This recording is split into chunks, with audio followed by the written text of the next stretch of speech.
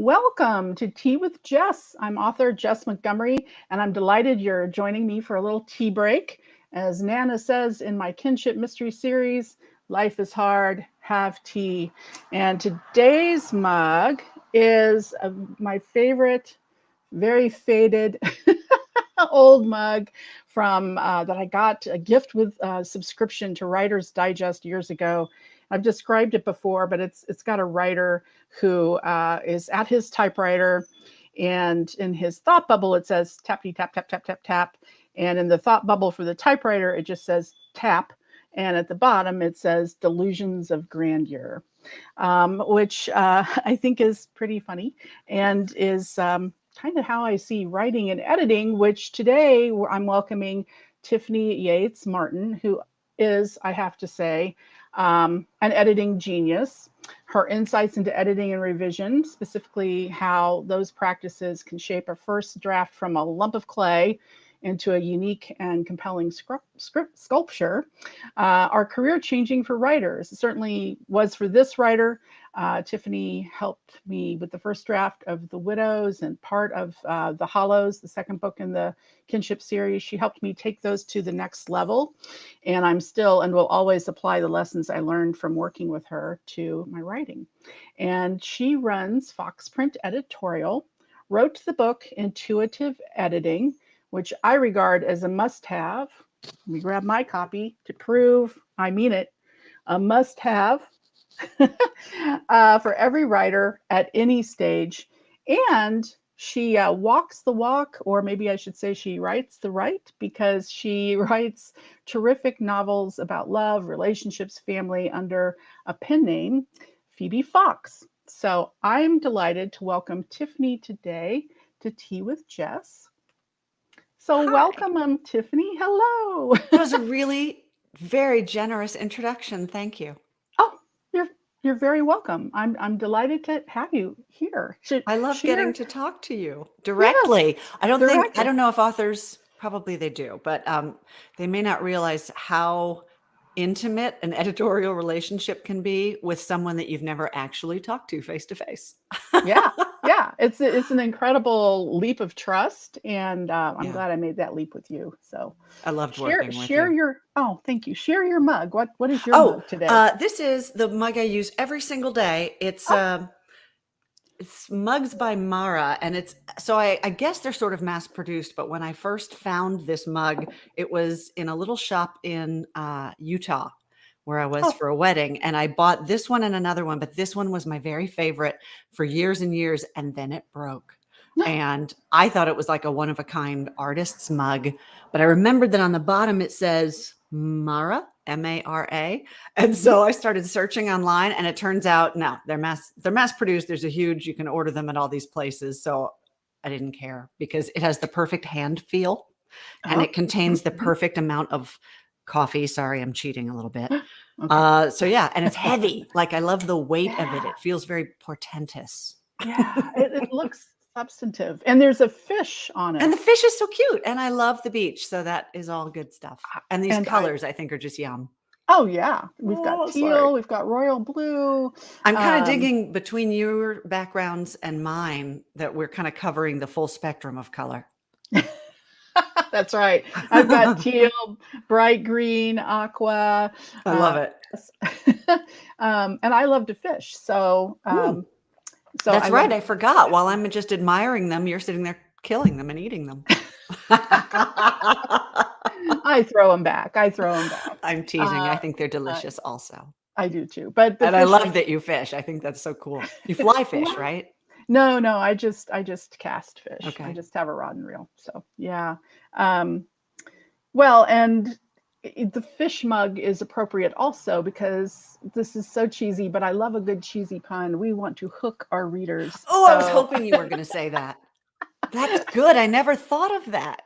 yeah, Literally never thought of that, yeah, but it's we the want to hook perfect our readers. editing, writing mug Yeah, metaphor. It's my metaphorical mug. it's a metaphorical mug about hooking readers.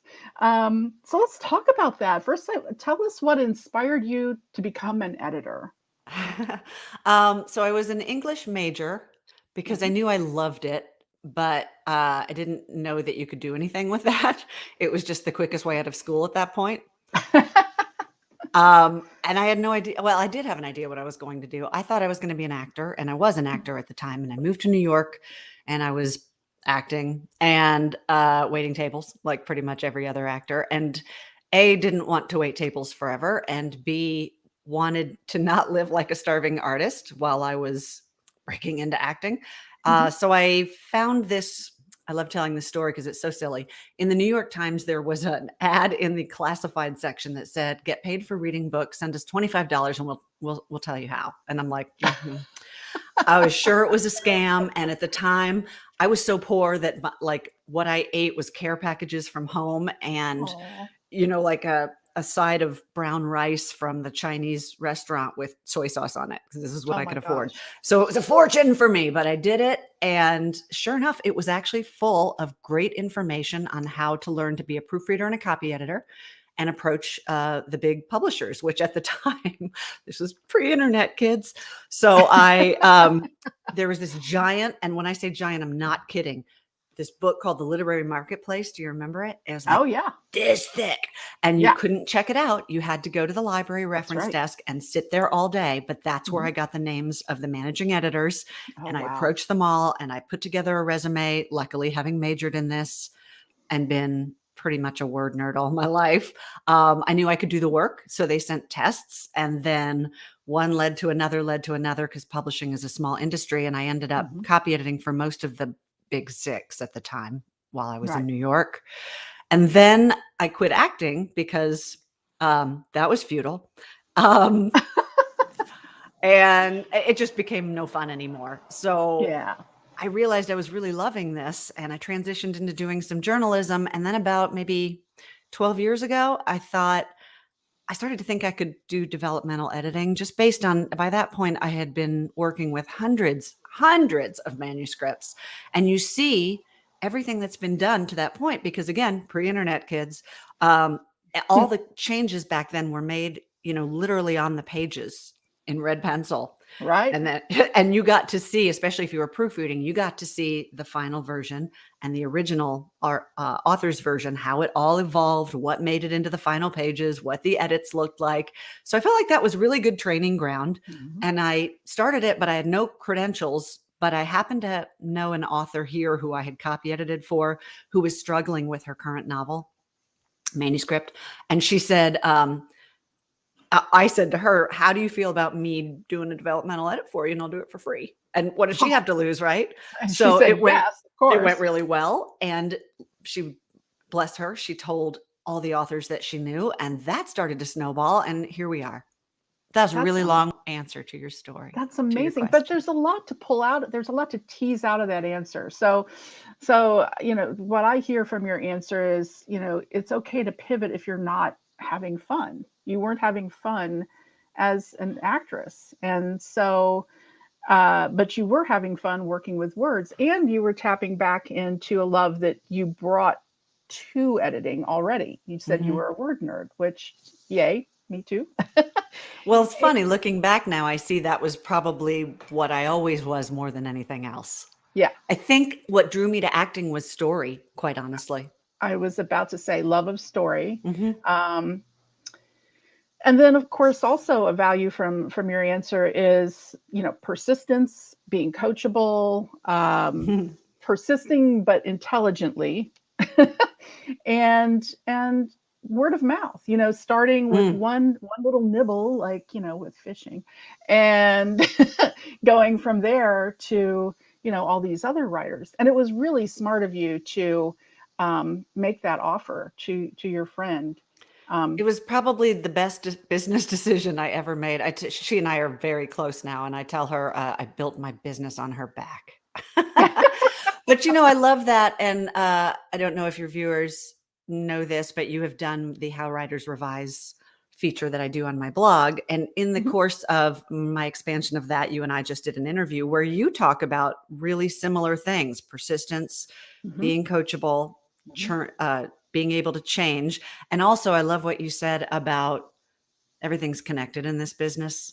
Mhm. And I love the stories. I don't want to spoiler or anything, but the stories you've told me about how you recovered from some setbacks in your career because of the people you had met in the writing community and all these interconnected um, connections, I guess, that you had. Yeah, yeah, and I think a network, a community, Hmm. and I think that's so important in life and in creating. And So in such an isolating business as writing can be. yeah, I mean, writers do have, the image around writers is that, and this is partly true, that we're by ourselves, in a library or a coffee shop or an attic room. I had a cousin who once told me, I imagine you someday in a garret in New York. I don't know why he said that. I never ended up in a garret in New York, eating eating apple scraps but typing away. I thought, and I like, Not unlike the life of an actor, it sounds like. yeah, yeah.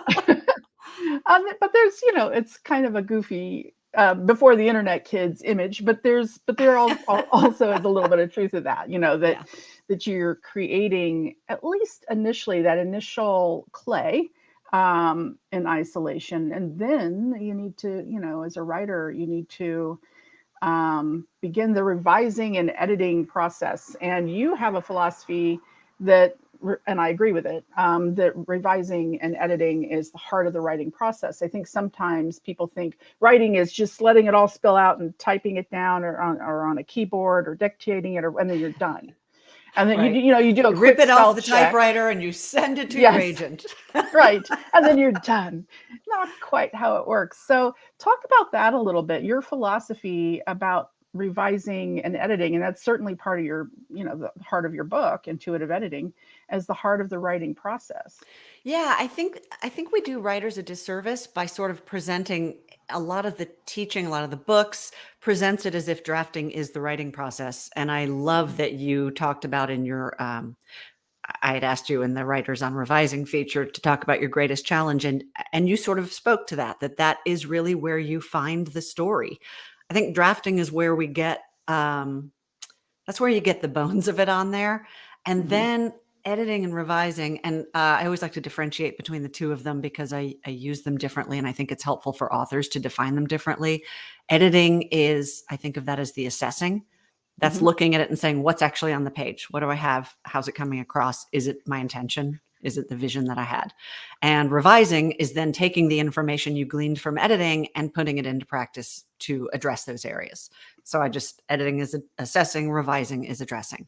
Um, and I don't think you can, even if you outline, even if you're a plotter, someone who plans everything out ahead of time, Mhm. I think that the creative impulse takes us down avenues we may not have seen coming until we're actually on the road. That's right. And I also think that even if you do write it, even if you like conceptualize the whole thing step by step, and then you write that out as if you're transcribing it, there's so much more depth that you can dig out. There's so much more you can show. There's so much more you can reveal. There's so many more layers and texture that you can find in revising it. So I think if authors, what I see authors often do is get really discouraged when their initial drafts need a fair amount of revision. But that's why I kind of want it to become known that this is what the work is. This is the process of it, and it's entirely normal. Yeah, it's entirely normal. And honestly, for me, it's where it becomes fun. That I love that. drafting, that drafting process is, I love the planning. And How much then do you plan? I plan a lot. Really? I Yeah, well, sort of. I have to know. I think I have to know, since I write mysteries. I think I have to Mm. know who the killer is and why. But for at least the first three kinship books, I got to within 50 pages of that first draft and thought, "Uh-oh, that's not who the killer is. What do I do now?" And what I did was I just kept going. And so finally, by the time I got to the fourth book, The Echoes, um, I thought, you know what? I'm just going to have suspects and motives for each suspect. And then I'll get within 50 pages and hopefully I'll have an epiphany I of, love that. Is that more of fun to write it that way? it Is it was harder? also, it was scarier. I don't know that it was harder. In some ways Mm, it might have been easier. But it was a little like, uh, having the safety net below me of, because I like to figure out a lot of the structure of a story. Um, and still having that safety net of, okay, you know the motives of your main characters, you know the motives of, why they're interested in solving this crime, why it matters to the community, all this stuff, but the holes are just a little bit bigger in the net at the bottom when yeah. when you're like, but I'm not sure who's really going to be the culprit at the end. But I think it was exciting. But that's the other beauty to me of realizing that editing and revision are such a key part of the process. No one has to see this thing until you're ready. So That's you right. can just edit, you can revise it all you Mhm. want to until you feel that safety net is back under you again. That's right. And that's a good way to put it. And I do tell myself, as I'm writing that terrible first draft, I don't even call it a first draft anymore. I just call it a raw draft. It doesn't even deserve the word rough. It's just raw. I tell myself, you're not doing heart surgery here. You're not Mm. landing a plane. You're just creating a thing that you're going to be able to work with later. So I that always that say that helps. we are creatives, authors especially. We are the ones who continue to play make believe for our whole lives. Like this is, I agree. It can be hard, and I don't mean to imply that it isn't because I know how difficult editing and Oh revision yeah. and writing can be. Like I hate first drafts too. They're such a slog. I wish somebody would just give me my first draft so that I could edit Yes. it because that's the cool Right. part. But Yeah. I do think that realizing that that is such a big part of the process is very freeing and helpful. Yeah. It is freeing and helpful. And Catherine Kraft, who's a fabulous writer, has commented, "Hello, I also love revision." Of course she does, editor Catherine Kraft. She was, I did an editorial summit Oh, about, well, I okay. don't know, right after Nano last year, because Okay. everybody's stuck at home, right, in the Right. pandemic. And I figured it would be helpful for everyone who'd done Nano. And Hmm. so Catherine was on it and she was very eloquent about editing. Oh, that's wonderful. Okay. So, you mentioned Nano and everybody being stuck at home, and we've talked Mm. about how hard it is to create the first draft, and there are challenges at every stage. So what are some tips that you might have for writers about how to stay inspired through the parts that are a slog, that are difficult? Well, it's a good question. For the first draft, I love one of my favorite books on craft is by Brenda Euland. And that thing, I swear I'm being literal here. I think it's 100 years old now. And it's called If You Want to Write. Ooh, It's one of the most okay. beautiful books about the creative impulse and honestly, author voice that I've ever read. It's all about connecting to what's true in your writing. And her phrase that I have stolen ever since, but she's dead. So I think it's So okay, it's okay. is that you vomit it up onto the page. I think that to me is so incredibly helpful. I actually also keep as sort of a similar but nicer way to put it. Mhm. Michael Pollan, the food writer. Okay. I read an article with Michael J. Fox where he was writing, I guess, his memoirs, and Okay. Michael Pollan is his brother-in-law, and he said his advice was velocity and the truth, Ooh. which is a nice version of just Ooh. vomit it I'm up on the making notes page. here. That's why I'm looking down. I love those Velocity and two. the truth. So That's just like you said, keep in mind that your first draft, no one ever has to see it. It can be as raw Mhm, as you need it to be. mhm. Just, forgive me, puke that story up onto the page, furiously write that thing, get it out, and then go back and see what you want to do to make it match the vision you had in your head. Now, I will say, as hard as drafting can be, and I don't know, Jess, if you'll agree with this, but I'd be curious to know. I think revising is much harder. What do you think? Can Um, be. I should say can be. I think I think it can be. I think it's more fun. So in that for me, it's more fun. Yeah. So in It's that good. It's good sense, hard. it's Fun hard, but yeah. It's a good hard. That's a good way to put it. But yeah, it is hard. And in your book, Intuitive Editing, you talk about the X-ray and taking apart the story. And so there's a lot of intense work that mhm. that has to happen with that revision. Well, and when you're drafting, I think you're totally in that right brain creative mode. And Mhm. then so editing is pretty left brain, but then revising is both. You have to be both analytical and creative at the same time. And that can be really hard. And the other hard part, of course, is that it's almost impossible to get that objectivity about your work as you're working in Yes. it, that you need to see what it needs. That's why I separate. That's one big reason I separate out editing and revising also, is because editing, you can get more objectivity. And Mhm. I teach about how, and I talk about it a little bit in the book. With revising, it's really hard to. So you have to rely on what your editor brain gave you in that editing stage when you were objective. Yeah, and that trusting yourself Mm. is a And bit of a knowing challenge. when it's so subjective, right? Like, is this coming across the way I want it to, or do I just think it is because I see it all in my head? This Mhm. is when beta readers, crit partners, editors, your agent, all of those people are invaluable because they hold up the mirror. Yeah, and you can get too close. I know that's how I came to be part of your world, and you became part of mine. Was Lucky me. and lucky me with the widows. I'd gotten wonderful feedback from my agent Elizabeth, and I'd gotten feedback from a couple trusted readers, and I had done all the right things of, you put the manuscript aside for a while, and then you come back to it so you're a little more objective, and you can see, oh, this part that I thought was terrible is actually pretty good, and this part that I thought was great, we're going to cut that.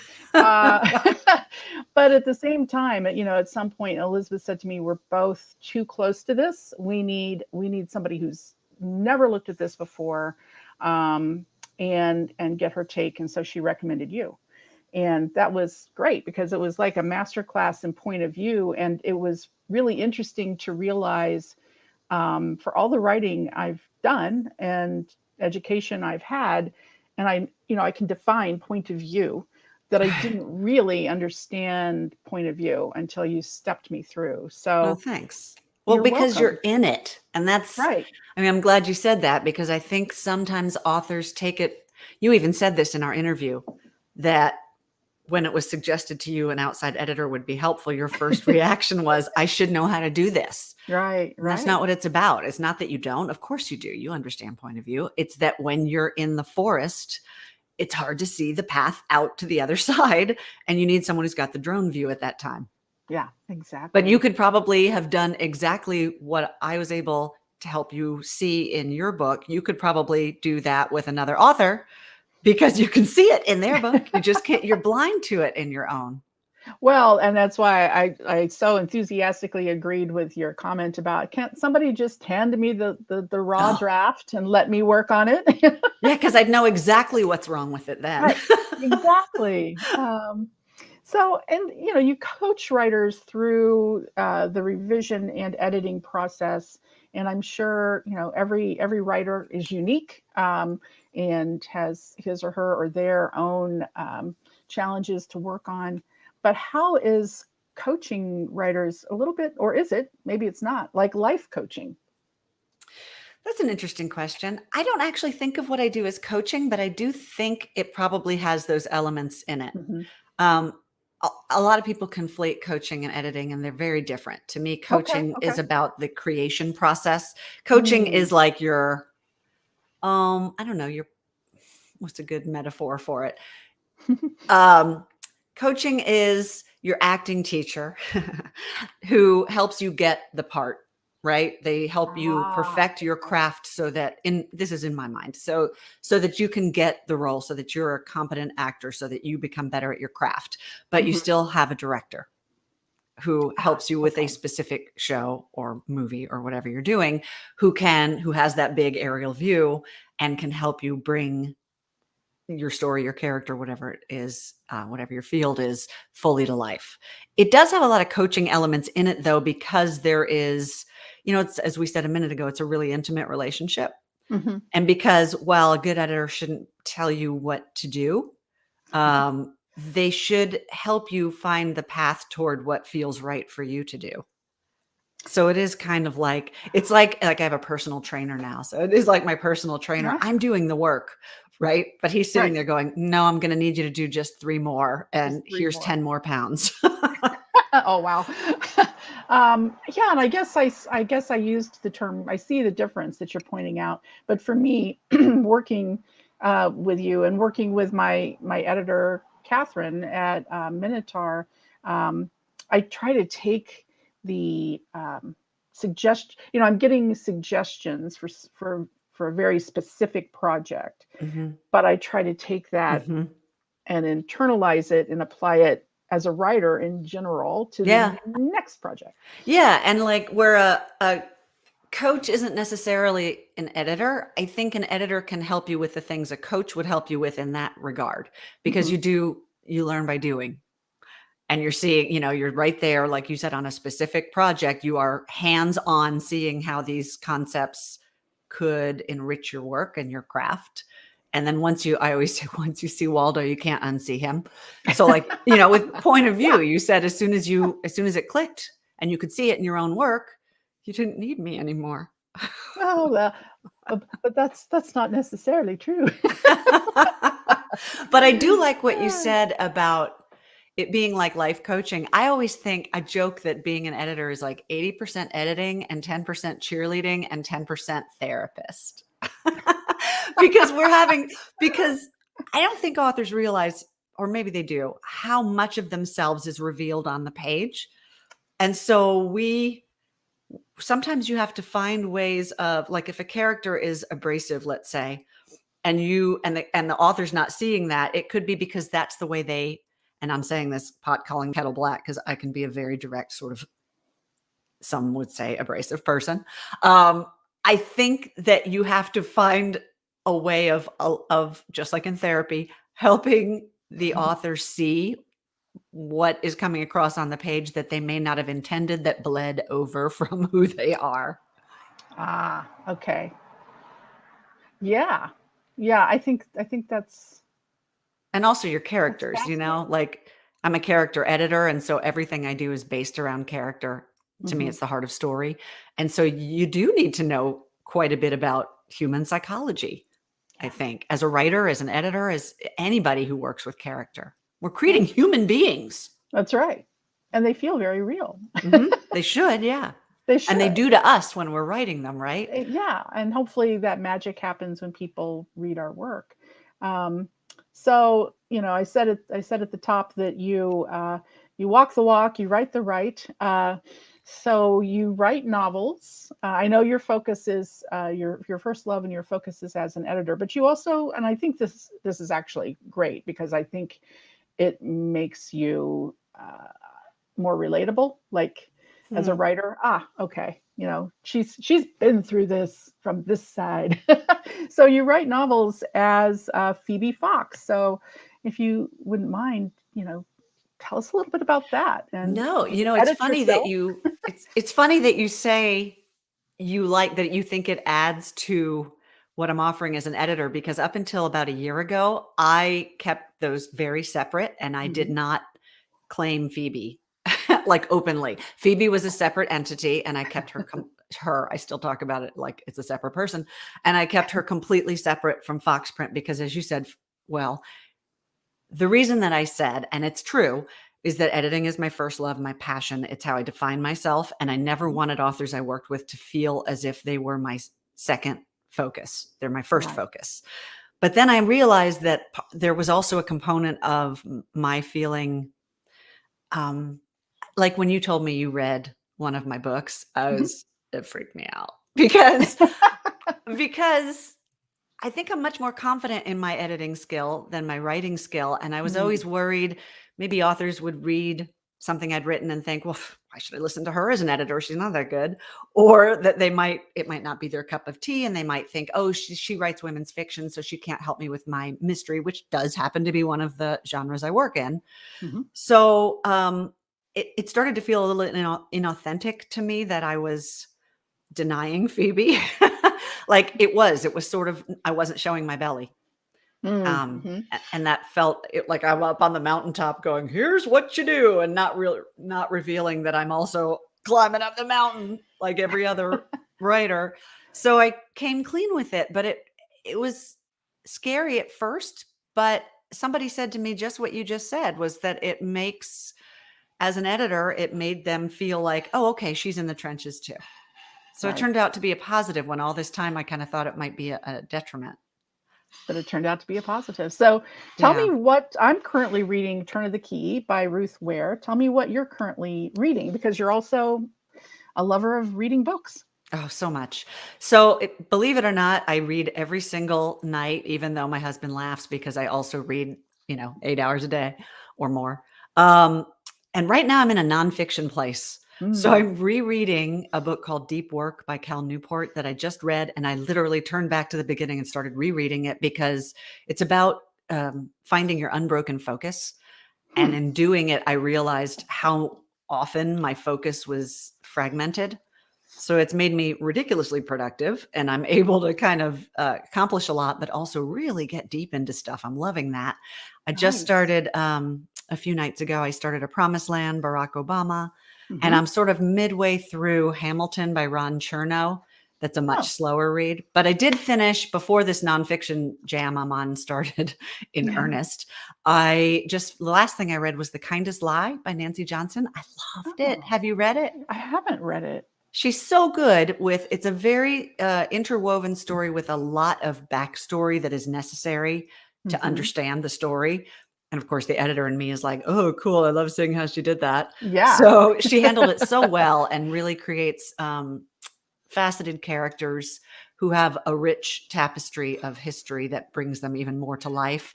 And it never, even as much as she incorporates that, it never impedes the forward momentum of the story. Boy, that sounds like I'm clinically enjoying it.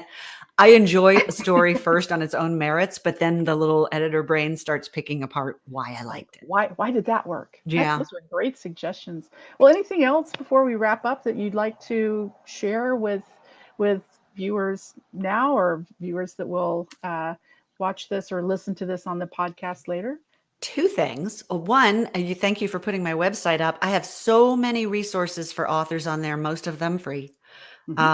Podcasts and blogs and resources for querying, whatever, like tools. I have a self-editing checklist you can Hmm. download. I have a guide for how to find a reputable editor and the right fit for your story. So please do visit me there. But I also can I leave with like my last little advice I try to give every time I do an interview, and that's just to Oh, remind authors to be kind to themselves, because this creatives are really hard on themselves. And one day you think, you are, like you said a minute ago, one day you think, dang, that was good, I am such a good writer, and then the next day you read the same thing and you are in the pit of despair. mhm. And those are just those little demon voices that all creatives have. And so I think it's really important that we're our own best ally all the time. That is great advice to end on. Thank you so much, and Thank you for thank having you. me. Oh, And I love talking to you. And I'm just sad there wasn't all those delicious recipes that are in your newsletter. Something that I could enjoy with you, like pie.